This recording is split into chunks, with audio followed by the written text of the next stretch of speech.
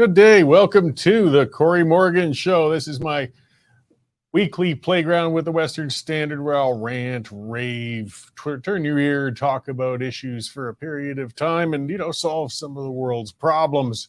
I am, as the show name would imply, Cory Morgan. So thanks for tuning in with us today, guys. And for those who are tuning in live, again, I appreciate it. I like that live audience thing going on. I see Paradoxy and Bob commenting already. Send those comments, send those ideas. I don't read them all out necessarily on the air, but I do see them all. And it helps me, helps prompt me along. I learn a lot of things on this show when I see some of those comments and interaction and things going back and forth. Discuss things with each other. I've seen that in the comment scroll as well. Lots of times there's E Sharp and Debbie McKenzie. Just keep things civil, of course. That's the important thing. We got lots of time to fight other places, other times. That's what the internet's all about. But we don't necessarily need to do it on here. So yeah, I've got a good one coming up. I got a guest in a little while. He's the executive director of the Indigenous Resource Network. His name is John Desjarlais. He's a businessman, and their site's really good. And I like their positive messaging. I'm really looking forward to talking to him. And their campaign, which is called Resource Development is Reconciliation.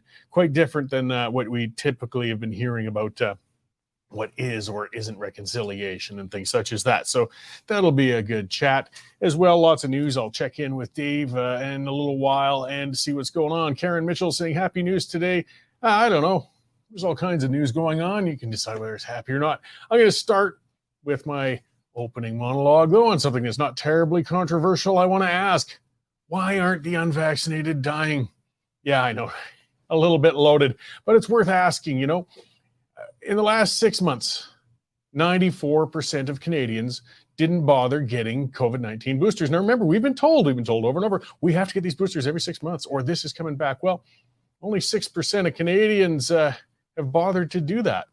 Now, with a campaign of coercion using fear, economic duress, and social ostracization, Canada did manage to twist the arms of Canadians hard enough to get 80% of the population to get 2 doses of the vaccine. The number of people taking part, though, in the lifetime of booster shots recommended by many medical experts who often coincidentally are in the pharmaceutical industry is dropped pretty dramatically. Now, in response to this, we're starting to see a push again from authorities to try and coax the citizens into getting yet another injection this fall. With hindsight, we've learned that the vaccinations, at least, they may reduce symptoms, but they did nothing to prevent the spread of COVID-19, though we were told by many medical experts and politicians it would.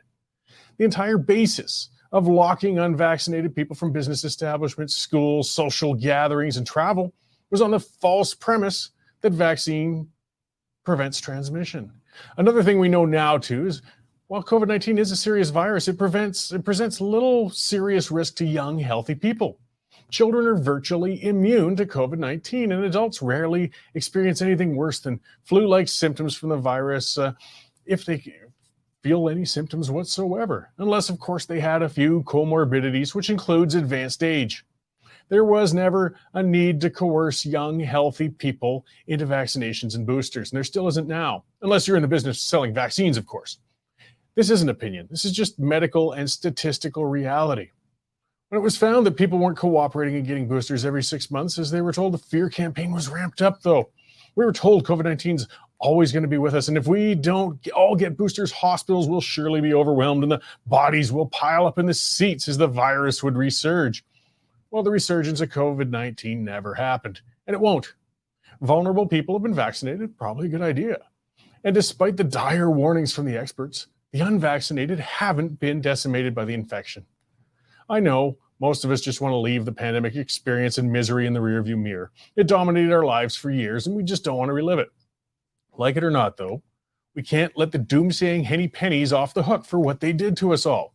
These panic-pushing patsies haven't given up, and they'll come out of the woodwork to demand lockdowns and mandated masking at the first sign of an increase in COVID-19 levels or the emergence of any new virus. They thrive on fear, and authoritarians at all levels of government love to indulge those fears with legislation targeting the freedoms of citizens. The panic porn pushers were dead wrong. We can't forget that, and we can't let our elected officials forget that. If we let the memory of how badly we were treated by a state in panic over a virus fade, we're inviting another similar event to happen. The government's changed the information it shares on the booster status of Canadians now, actually, to only include the last 6 months. Now, why is that? It's our information, isn't it? What purpose is being served in hiding that information from our own citizens?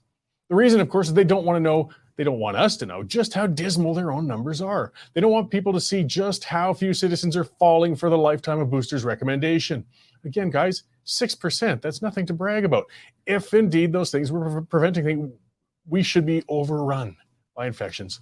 With the information being limited to just the last 6 months, though, the picture's still pretty bleak, right? The number puts lie to the case of fear still being made as we're pushed to get an injection twice a year. If the boosters save lives, why is the lack of uptake, why isn't it killing us?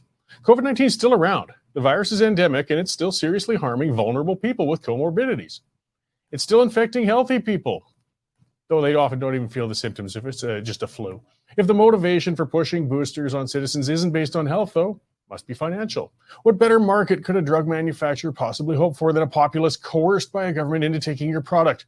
But the coercion is failing, and people aren't getting more jabs. That's great news. Don't think for a second, though, that those invested in pushing mass COVID-19 vaccinations have given up. They're lobbying governments, they're influencing the press, and they're just waiting for the next chance to try and whip up a profitable panic over a potential pandemic. We have to remain on guard. The pandemic experience and its associated lockdowns isn't finished. The last few years have just been the opening chapter of that book. So again, guys, hindsight's good for nothing if we don't make use of it. So let's not forget these things and let's keep watching those numbers. It's important. All right, that's what's got me going this morning. Let's just keep watching those numbers and hope everybody stays safe. So, and let's check in with Dave Naylor and see what else is going on in the newsroom. Hello, hey, Cory. Good. We're all very excited. Women's World Cup kicks off tomorrow. You're probably excited too. Oh, beside myself with anticipation. Cory. Hey, I got a question for you. What would you do if I gave you $1 billion? Well, you wouldn't see me for a while. I'd probably do a great deal of traveling and die of overindulgence from fat-rich foods. All right. Would you give me any? Maybe. I'd toss a little bit around before I fly the coop. All right. The reason I'm asking is it's our top story on the site right now. For only the third time in history, the Powerball jackpot in the U.S. has soared past the $1 billion mark. Just a really, really stupid amount of money, obviously. But, you know, it gives people some nice things to dream about what they would do with that sort of lotto loot. Other stuff making the news this morning, Cory, the city of Toronto, you know, being overrun with crime and drug addicts. They've sort of set their goals on the lofty ambition to ban lawnmowers. Yep, that's right. They want to ban lawnmowers because they want to ban all two-stroke engines. So lawnmowers, leaf blowers, all those type of things will be banned. But, you know, they're going to set up rental shops around the city where you can go and rent an electric lawnmower to keep up with your yard maintenance. So another ludicrous idea of the center of the universe. Our Dave Makachuk's got an interesting column on sports salaries and how the obscene money that today's athletes are getting paid. And he's questioning whether it's distorting our own values. Our business reporter, Sean Polzer's got an interesting story up on what's known as the Church of Bleach. This was an organization that was selling fake beauty products that basically contained bleach that was being used as they were trying to sell it as a miracle COVID cure. So a Calgary guy's been arrested and charged $12,000. And WestJet is eating a bit of corporate egg today. Earlier this week, they were advertising really ridiculous cheap round trip flights, round trip to London or Dublin, basically for $200. So of course people saw that and snapped it up.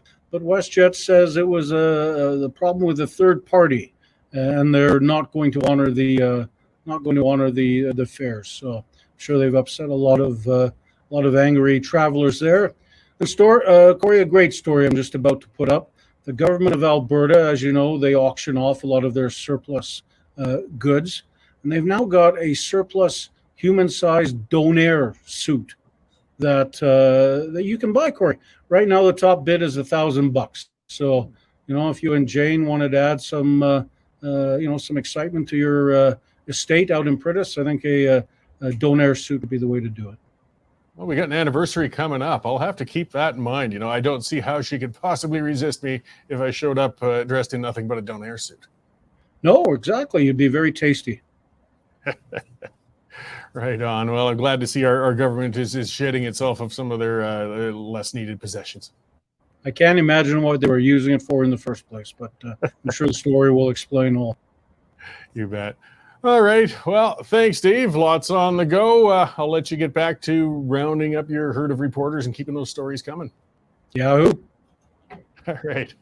That is Dave Naylor, our news editor in the newsroom. And as you hear, stories on all sorts of things, from serious subjects to government auction Donair suits. We cover it all. The Western Standard, we blow the legacy media outlets out of the water. We're putting more stuff up there on our site every day. News stories, columns, of course, video and things such as that than anybody else. The reason we can do it is because you guys have been subscribing, and we really appreciate it. That's how we can get past Bill C-18 and these government efforts to control us. Go direct to us. And many of you guys have. That's why we're still paying the bills today. So thank you very much for you guys who subscribed. And if you haven't subscribed yet, go to it. Come on, guys. westernstandard.news/membership. It's $9.99 a month, $100 for a year if you take out a whole year. Cheaper than the old newspaper deliveries used to be. And then you don't have to hide from a paperboy at the end of the month to pay the bills. And yes, all sorts of stories. Even Arthur Green, as he says, no story's too small. We'll see his stories. Yeah, most of Arthur's stories are really good. But all the same, we can only pat ourselves in the back so much. But I just have to remind you guys, that's how we pay those bills. And hey, subscribe to the email list, because we have been seeing the government, or not the government, it's because of the government. We've been seeing some throttling on Meta and some areas now with people trying to search out news stories, and they haven't necessarily been able to get them on the app they have. So, you know, because of this idiocy from the federal government, you subscribe to our newsletters, things like that, you can be sure you will keep getting those stories no matter what sort of battles are going on between the government and social media giants there. So let's see, you know, one of the things Dave brought up, and I don't know if people saw it, but it was quite hilarious.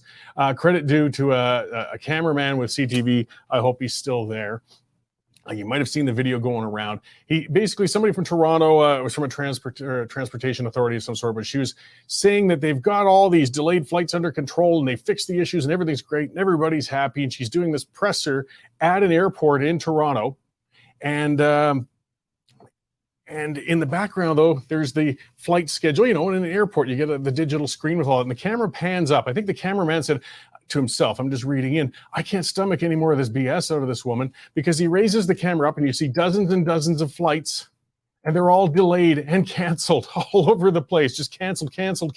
Oh, there we go. Yes, the standard cover. You can see the camera scrolling up, and if that screen's a little too small, you can see all the cancellations and delays sort of put lie to what this woman was trying to say. I am curious, though, like, what on earth is going on with the airlines? I mean, I'm not a big fan of Air Canada. They're having huge problems, but it's all of them. They're all going through misery. I'm watching people, all sorts of anecdotes, traveling through the States through different American airlines, WestJet here in Canada, Porter Airlines, you name it. Constant delays, constant cancellations. Like, there's something, and I don't know. I've seen all sorts of speculation. I've seen all sorts of excuses. I've seen things made, but something has just thrown a wrench into the entire air travel system in North America, and they can't seem to break themselves out of it. And it's miserable. You know, I'm back when I used to, I can't imagine if I still did what I used to have to do. Like, my boss back in the days when I used to fly around in the States, troubleshooting, managing oil exploration programs, he would buy me flights, and he would just go on to Expedia and pick the cheapest one, you know, sort by price, and that'd be my flight, because he paid me a day rate. So it wouldn't matter how long it took me to get where I was going. He's going to pay me the same amount. So I'd get some flights, I'd have to go to Pittsburgh, it'd be like 6 different connections. They'd lose my luggage about a quarter of the time. He was pretty clear. He said, you want better service and everything, don't worry, Cory, you can just buy your own flights. Well, of course, you know, okay, I'll put up with it. But boy, I would never have made those connections if the airline service was as unreliable and screwed up as it is today. Not a chance. Like I said, I had a lot of tough connections sprinting through airports all over North America over those years as it was. But at least back then, the majority of flights were on time and at least would fly. Like, now they just keep canceling, and they don't give explanations. The air industry, for one thing, though, okay, people get upset with them a lot because it's so no frills. We got to blame ourselves a little bit for that, too. I mean, air travel is way cheaper now than we ever imagined in the past. I mean, flights and everything used to be just for the very rich people in the past, and you didn't casually do it. If you're gray in the muzzle like I am, you remember you didn't just hop out for a weekend on a flight like we do nowadays. But the reason we get that is because you're in those cramped little seats, and because you've got to pay for extra baggage, and all you get's a lousy little bag of peanuts. But still, they can't reliably get you from place to place now. Then, well, you're starting to wonder whether it's worthwhile at all. I don't know. There's some sort of tipping point has hit with the airlines, and we'll see what comes out of it. Okay, I see our guest in the lobby. I'm looking forward to this conversation. It's John Desjarlais. I could be messing that up. It's a French sort of name pronunciation, but I think that's correct. And he's the executive director of the Indigenous Resource Network.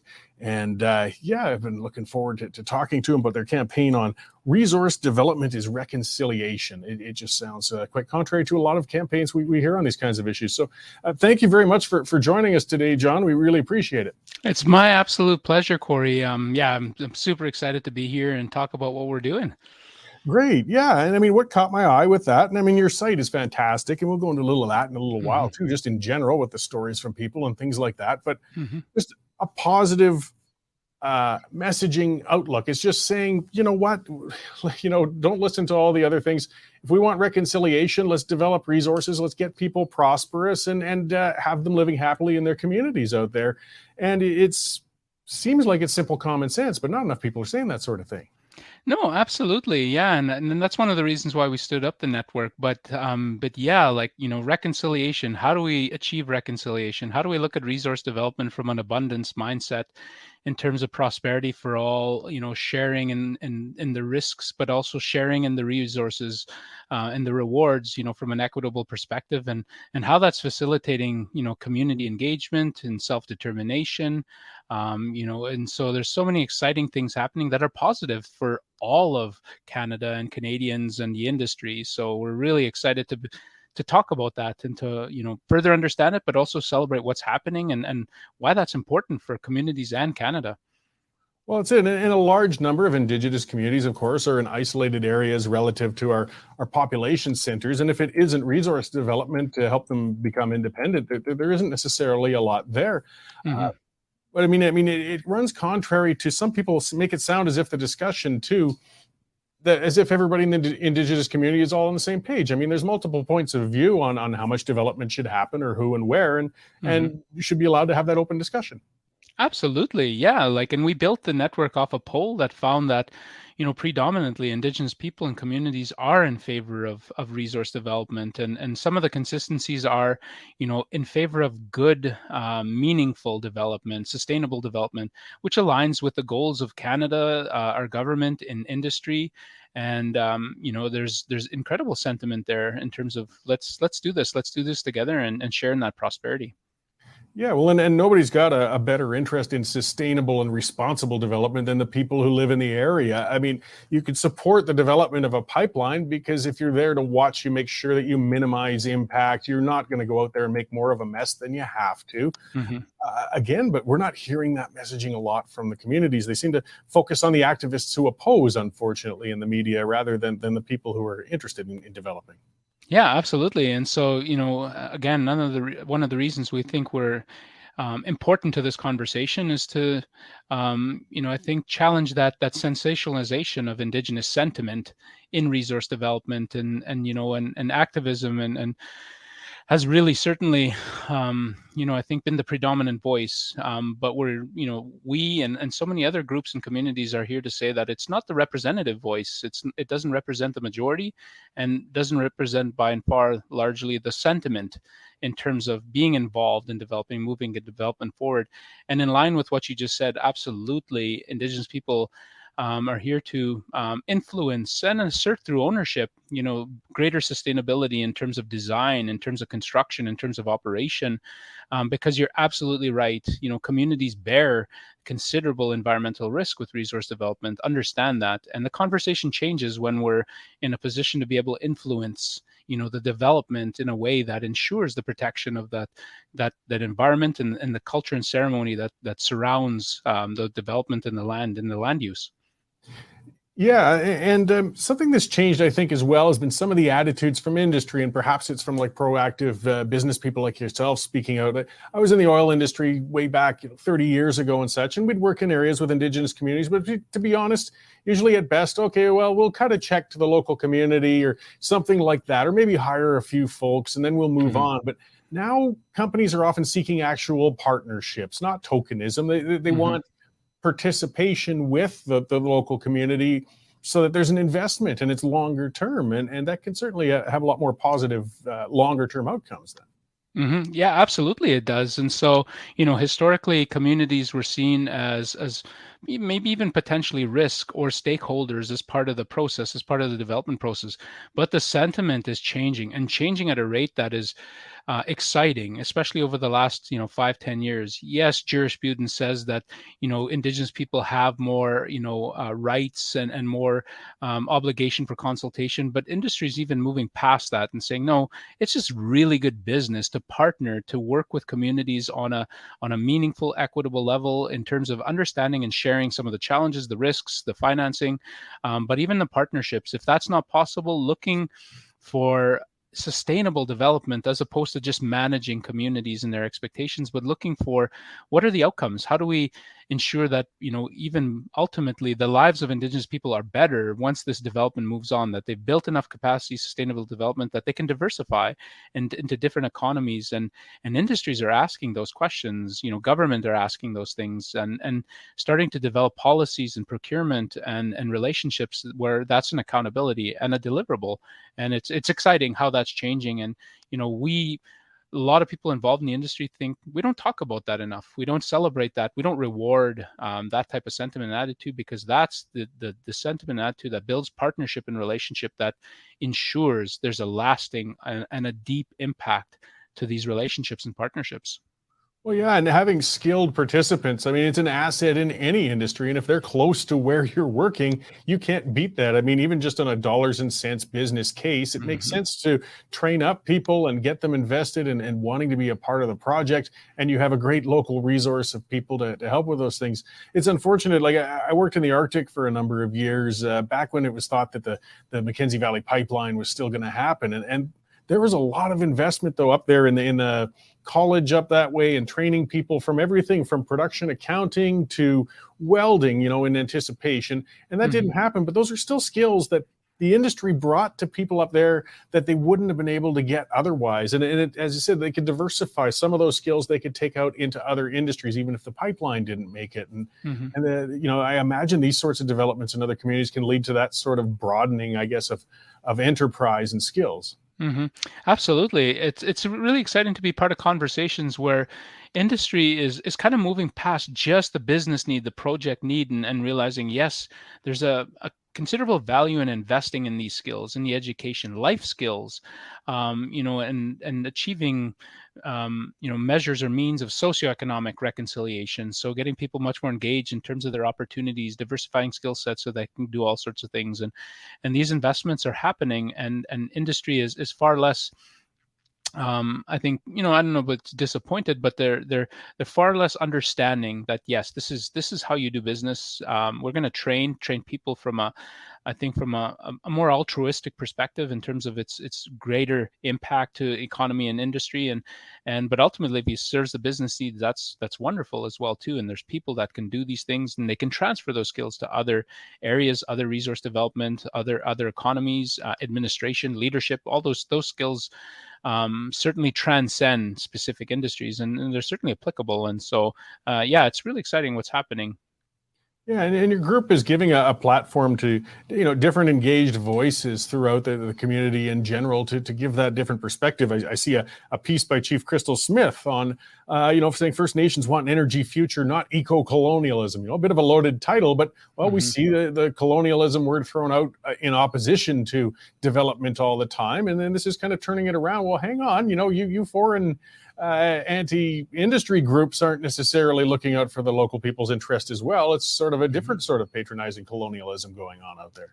Absolutely. Like, and she's an excellent example and a wonderful champion for, describing, yes, maybe there's some aspects of interest that align, but it's typically just the frustration. It doesn't align with the goals of the community 100%. Goals want to participate, they want to develop, they want to self-determine, they want to be autonomous. And this type of activism doesn't align with that. It doesn't contemplate what does moving forward look like, and what does it moving forward look like with communities, which I think by and far are the goals of community. To be able to make the decisions, resource development, yes or no, and to be empowered to do so. And she is an incredible spokesperson for that, and its impact on our community and making those decisions. And so yeah, that's changing. It needs to change. It needs to change even further as we build out communities, their sovereignty, their independence, their autonomy. They're incredible economic developers, and they want to do that, and they want to develop on our terms and in true spirit of partnership. And yeah, and more of that needs to happen. We need to talk about the things that where it's happening, and create a new standard in terms of what the international community or even just national communities sees as Indigenous sentiment and practicality and pragmatism in resource development. Yeah. So with your organization, I mean, you're bringing light to a lot of issues. You're giving a platform, as I said. I see other categories. You've got research available and other things such as that you guys have been taking part in. Absolutely. Yes. We want to, as opposed to, we don't want to be an organization that pounds tables or talk about reparations or anything like that. We want to talk about and then use the research to support that. So we built it off that through surveys and through understanding data, through economic impact, different, different policies and legislation. So we want to look at those and say, okay, what's the true impact, economic impact, if we would go this way in terms of regulatory, in terms of UNDRIP, in terms of, emissions intensity, cap, production, understand those things. And in research to do that. And so, yeah, we certainly have the capacity, want to use that data and then understand and make informed choices in terms of development and the policies that either support or constrain development. Yeah, and then we've talked a lot about oil and gas and LNG, but I know as well, you talk about other resource industries, forestry and mining, which again are very large industries that can have some serious impacts if done incorrectly, but can have some serious benefits if partnered correctly. So, I mean, those kind of get lost in the mix sometimes, but there's a lot of potential for communities in both of those industries. Oh, absolutely. And in addition, like we talk about fisheries as well too, and supporting some of the West Coast, Indigenous communities and their fishery initiatives and fish farming and stuff like that. And, there's certain policy and permitting and regulatory issues and hoping for reform that understands those. If we were to transition or if there's issues with sustainability, let's understand the economic impact aspect of those. Similar with mining and forestry, what does Indigenous stewardship and participation and sustainability look like? And there's certainly a lot of synergy in terms of participation and sentiment in the different industries. And yeah, we're talking much more and more and more about the different aspects in those industry, right? And so, the life cycle of a mining project and development and operations and reclamation, and what's the great examples in there, and the worker participation and business participation in there. Similar with forestry, what is sustainability and stewardship from an Indigenous perspective, land rights and forest management practices. And yeah, we're diving into all the sectors to really understand what's really working. Let's celebrate and talk that and share that across all the industries. And then what's not working, we work practically, with government and industry. Again, we're nonpartisan. We don't really want to be political. We want to be advocates, but advocates with experience, lived experience, and substance through research. And to inform conversations, good conversation, meaningful conversations. Well, excellent. Your site's a great resource, and I really like that positive messaging you guys are doing. And again, I really appreciate you coming on to talk to us about it. So where can people find more information about what you've been doing, and if they wanted to take part or just research some things or reach out to you? Absolutely. Our newly launched website is a great resource, and we're looking for people to sign up as members. And we represent Indigenous workers in business. Absolutely, please sign up as such so we can understand the impacts and your needs more. But even non-Indigenous and just the general community to support what we're doing and how we're doing. And we're active on all social media streams, quite active in LinkedIn, Twitter, Facebook, even Instagram, and so. Follow the activities, like and share if you see it. We're finding more people are much more comfortable as they start to see our messaging. It's positive, it's objective. We don't like to polarize. We don't want to start fights. We don't want to do that. We want to be very practical in application and do it in a good, meaningful way. And so, yeah, direct them to the network, direct them to the website. Please sign up, and then so we can understand all these aspects even further, and then kind of build that following, and then follow our social media channels. Excellent. Well, thank you one more time for joining us then, John, and I hope we get to talk again soon. We'll talk about some of those partnerships and successes. Absolutely. My pleasure, Cory. Thanks for having me. Thank you. So that was John Desjarlais, the Executive Director of the Indigenous Resource Network. Yeah, that was a great chat.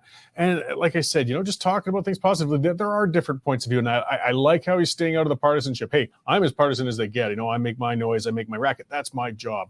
But if you're looking to develop, stay out of the partisan mire. That's a whole different ballpark. And you keep your eye on the prize. And the comments have gone by, a lot of them. And somebody talking about how the partnerships, collaborations improved over the years. It's not new. Maybe it wasn't as good yet, but it's evolving. And that's why I mentioned, 30 years ago, when unfortunately, really what the partnerships meant was the word partnership wasn't even used. It was tokenism. You just cut a check to somebody and work in the area and then take off. And then later it got a little better, where you'd hire some folks, you'd bring them in on the project, you have monitors, but again, it's more with the view of, we're going to be here, we're going to do this, and then we're just going to leave. The vision now, what I'm getting and what I'm seeing is fully invested, looking at the long term, having these Indigenous businesses blossoming and staying in the area, diversifying. And that's a whole, that's investing the citizens in the area into the project itself. And I can't think of a better way to invest if you want to get these done. Look how hard it is getting major projects done right now. And these eco-activists who pretend to speak for everybody in these areas, and we know they don't always do that. And if you've got local people invested in those projects, maybe they'll go out to the blockade and speak to some of the eco-activists and make them realize, guys, you're blocking our economic development. This isn't working for us. And, some of the other patronizing talk, we see it out of Hollywood. We see it out of some of these celebrities, again, opposing things like the Coastal GasLink pipeline and initiatives such as that. And they speak as if they're speaking on behalf of the Indigenous communities. I'm sure they represent the view of some of them. But again, that's what must be so frustrating and insulting, is people talking as if everybody holds the same view in these communities. No, not at all. There's a diversity of view just like anywhere else. And so this group's representing an ambitious, proactive, and positive. As I said, I'm always cranky and negative. Let's have something positive on, and that's what these guys are offering. So check them out, indigenousresourcenetwork.ca. There's a lot there, guys, and a lot to cover. All right, so let's talk about proactive.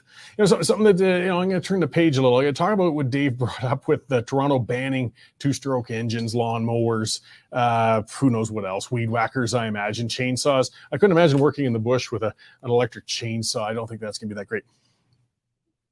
But I want to talk about proactive.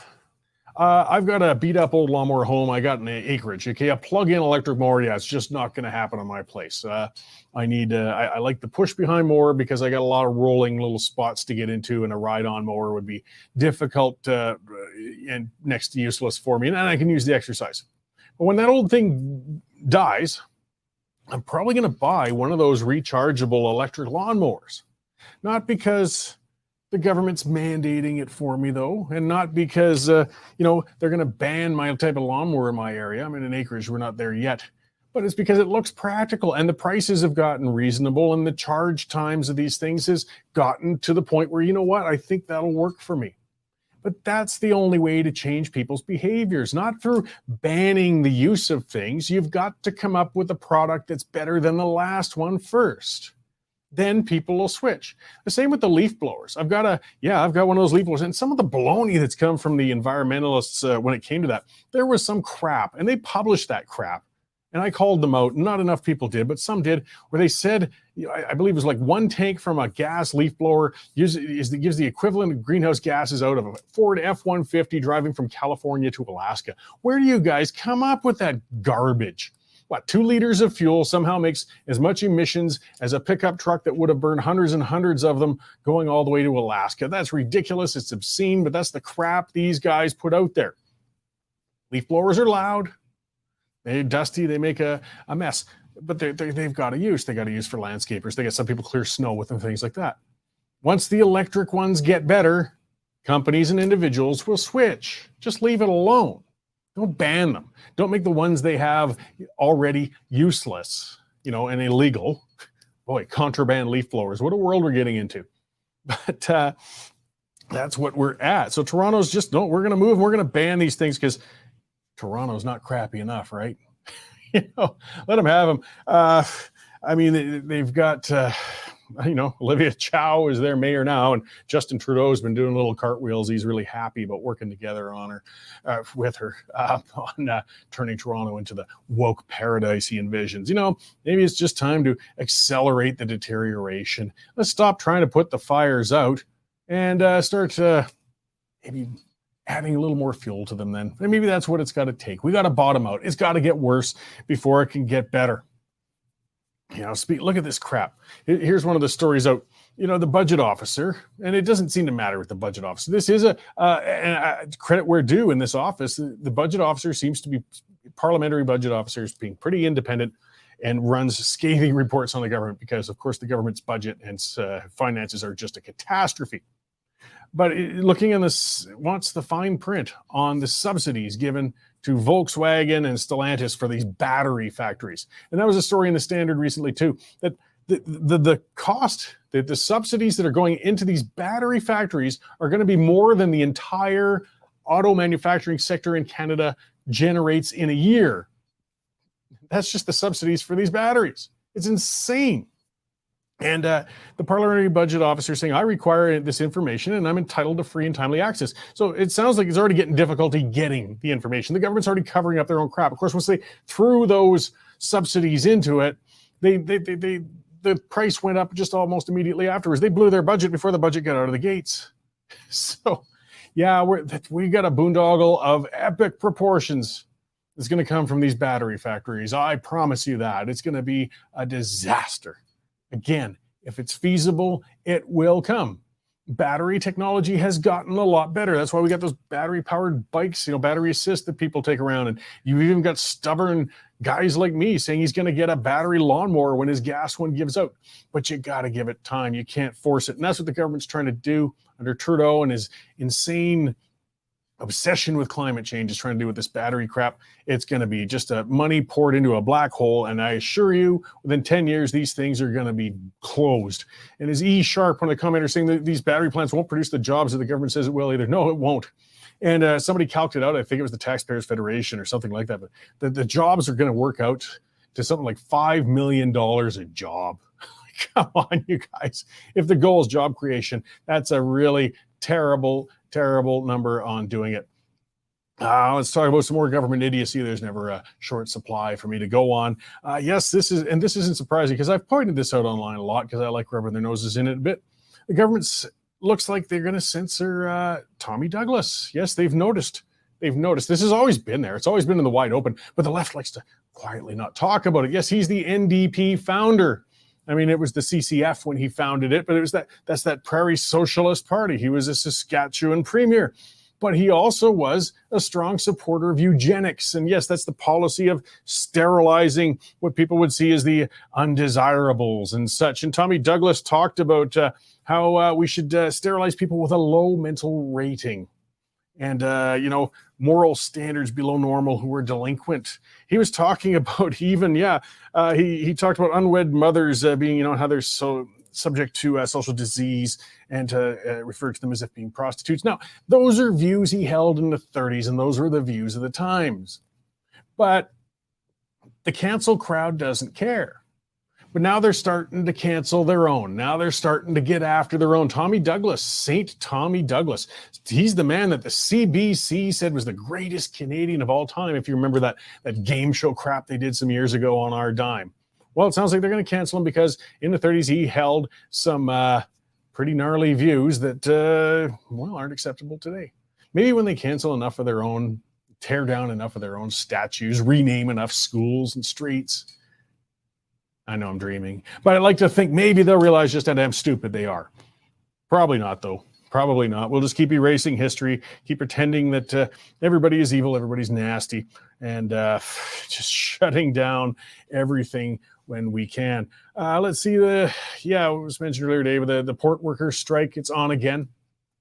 Speaking of unions, speaking of dollars, this is bad, guys. This is going on for weeks. Now, the West Coast port is huge, and it's responsible for a whole lot of our goods coming in here. We got to get all our cheap Chinese-made Walmart stuff and dollar store products from somewhere, and they come from that port in Vancouver. People complain about, here's one of the areas where it gets complicated. A lot of people say, we got to stop trade with China, but they're the same people who complain about the price of everything's going up.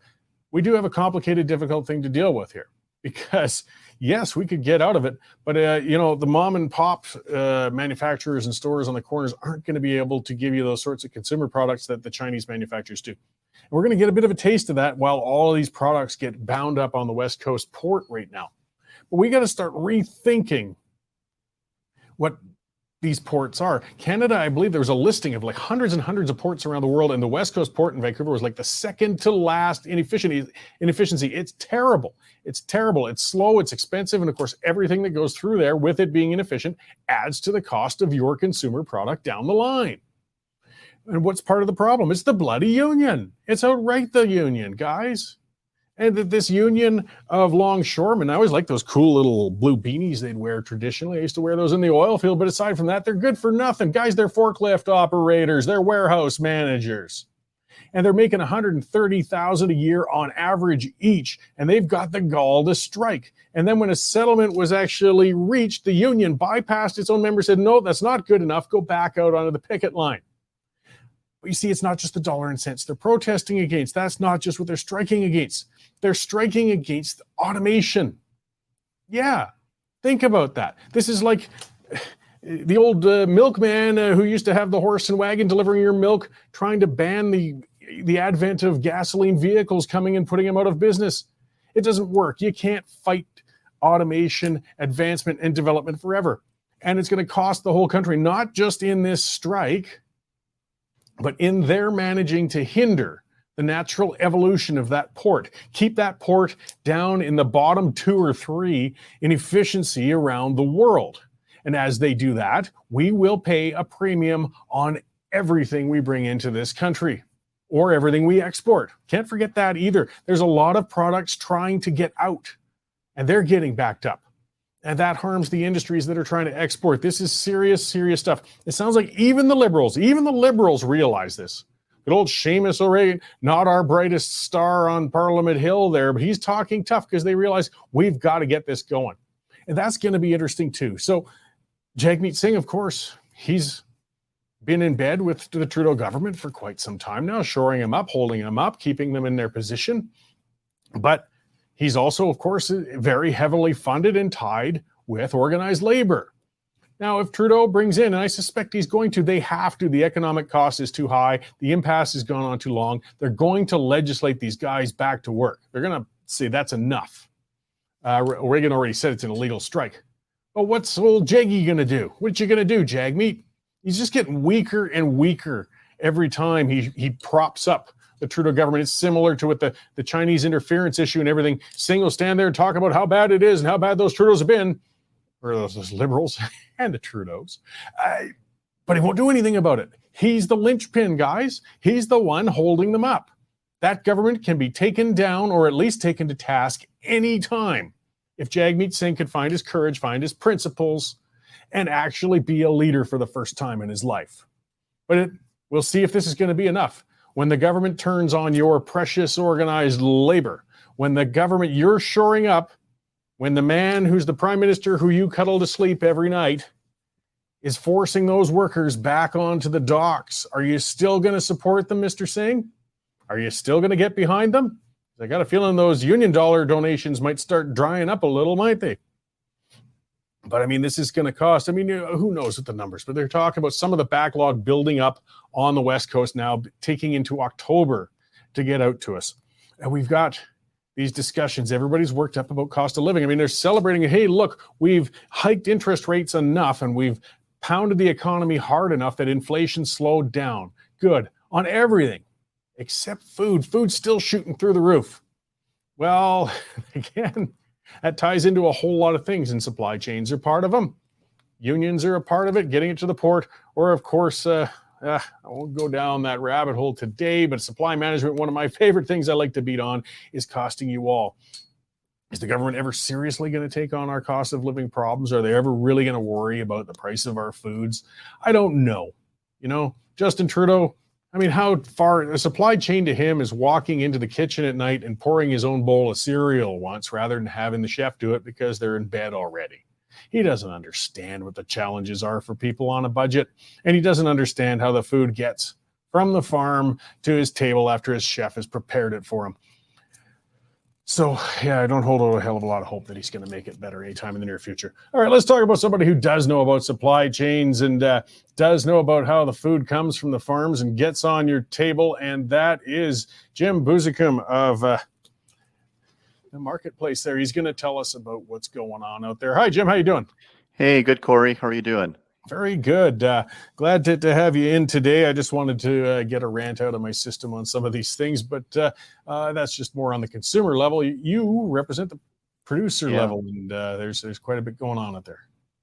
Yeah, I could join on that rant. You were talking about the port closures and the strikes. And yeah, it's a big deal on the consumer goods that you buy in from China and so on. But big deal on exports. I mean, look at our country, 35 million people. Look at all the resources that we're trying to export. I'm in the ag sector, and there's product going out daily, and it's backing up. It's not just a matter of, first of all, it's not open, but it's not a matter of just being open and just everyone's back to normal again. We got to catch up. We need to meet our contract requirements, our sales requirements to foreign buyers, and it's a mess right now. On top of everything else that's happened over the last few years, we now are dealing with that as well. So I understand what you're talking about there, just all too well. Oh, it's large commodities and volumes of it that need to move, and the ports are pretty essential to it. Getting to that world market aspect, things kind of beyond our local control, though. But I mean, they're really impacting commodity prices. The Russia-Ukraine agreements right now are having an impact. Yeah, so Russia definitely is making sure that grain corridor is not open, as I'm sure your listeners are aware of that. Odessa port was bombed last night, and damage to a number of grain terminals there. So there's certainly product not going to go out of that port. Now, albeit there is product moving inland. It's a bit of a farce to think that Ukraine is just exporting to starving countries, quote unquote starving countries. Most of their grain is going to the best buyer that they can find, not unlike anyone else for that matter. And that goes into Western Europe quite easily. They have a lot of land border with Western Europe, so there's a lot of product going that way. Yeah, so it's possible that some other countries do have to turn to Canada or United States or other exporting countries to buy some of their products. We haven't really seen it in a big way yet. The Canadian prices are just, in fact, much too high. We've been struggling with consecutive droughts in Western Canada. We have high price expectations at the farm gate. I guess the farmers do. I guess that's what I mean with that. And so we're not all that competitive into some of those markets that maybe the Black Sea region would normally go to. But it could come if the war intensifies and more damages are done. So we'll have to see. And then maybe I'll just carry right into the drought situation in Western Canada. It's again, it's a severe drought across Alberta and Saskatchewan. There's areas that have received some pretty good rain, so we're going to for sure have some production, but it's probably 70-80% of normal. which, maybe sounds pretty good yet. You'll still have quite a bit of grain, but 20% less of some of these commodities. And you're also talking about high costs of food. This is not going to help bring down the cost of food to consumers. We're looking at tighter supplies again for another year in Canada. Pretty healthy export market if this port ever gets figured out, and it will. And price expectations are high at the farm gate, so I'm sure food prices will stay high as well. Well, that's it. I mean, I guess it's kind of the only consolation for a producer is a high price for the commodity they're producing, even if the drought's been limiting their yield, but it's still that transfers down to a tougher time for the consumer in the end. Yeah, exactly. So excellent. So I'll leave that with you, Cory. Okay, I'll leave you back to watching those numbers and seeing what's coming. It's frustrating with the things that are beyond our control, but we do everything we can. All right, take care. Thank you. Thanks, Jim. So yeah, that was Jim Bouzicum of Marketplace Commodities, guys, and that's his job. He looks at those things. He looks at those trends. If you're a producer, you're in that industry, you're in that business, those are the guys to speak to try and maximize your business like any other one. Marketplace Commodities, they know their stuff, and they can always give you a good rundown on what's happening. I mean, it is such a complicated field in general, right? Like, as I was talking about, supply chains, there's more to it than just what's produced here and sold locally. I mean, you've got different markets, different demand. What are you trying to get out to in different areas, things like that. And again, it's a big part of our economy in general in Canada, and it's looking kind of scary in some ways. We've got a lot going on out there. Nigel Hannaford, our opinion editor, wrote a fantastic piece just recently, again, on food prices, and he talked a little bit too about people with how we're kind of spoiled over here, guys, and that's what this port shutdown is going to let us know a little about too. Where do you think you're getting those tulips in summer or in spring from? Well, they're getting shipped fast from Amsterdam, guys. It's coming over here from those areas, and where are you getting those avocados in January? Well, those are coming up from Mexico.